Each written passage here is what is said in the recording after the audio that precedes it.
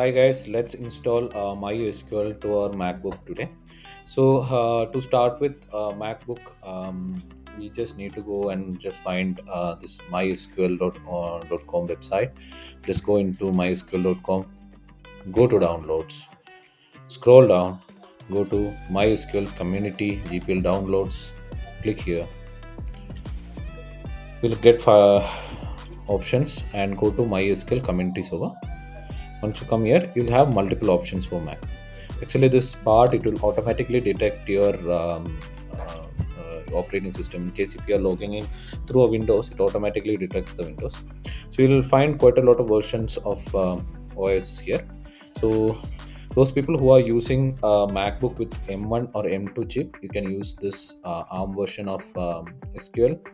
And in case if you are using any other the MacBook with an Intel, you should be using this 64-bit x86 version. So I am using a MacBook M2 chip. So let me just go and download this. So it asks you to sign up or log into Oracle web account. It's an option. If you're not interested, you can just go and click here and just start my download. So I'm just going ahead. So here the download is so let's install this from here. So let's allow this. So let's click on continue. So if you wish, you can just go through this license agreement, read through this and understand what exactly they are trying to tell. And once you are done with that, you can just click on continue. Click on agree to further. So install for all users in your computer. That's the option which I'm going to select.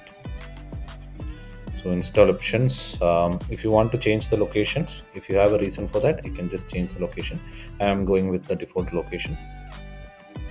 It will ask for your MacBook password. Just enter the password.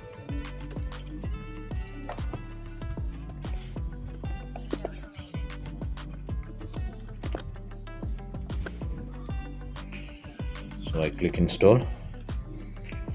Started installation. So it will ask for a password. So password is basically need to give. You should be sure about this password requirements. So you need at least 8 characters. That is a mix of letters, numbers, and other characters.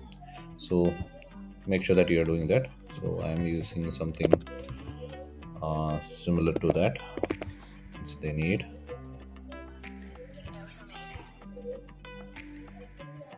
So I'm not. So I'm using something like that.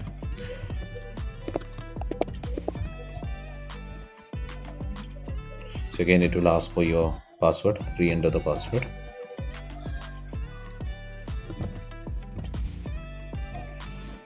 So again, it will ask for your password. Just re-enter your password.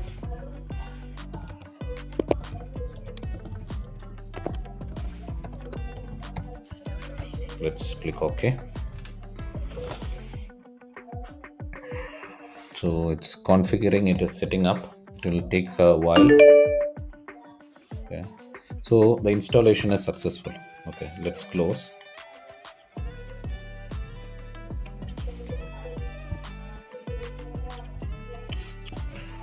So let's go and open a MySQL workbench. Once you open MySQL workbench, you should be going to this new connection. Click on that. Give the password which you have registered while installing MySQL. It will take you to this interface. This is where you're going to run all your queries. So let's create a database. Create database name. Let's make it as like my first DB, and just go and click here. You will be able to create the first database. Let's see whether we have the database. This is the system database available here. We have the first database here. So we can also select and control enter on this. That will also run your query.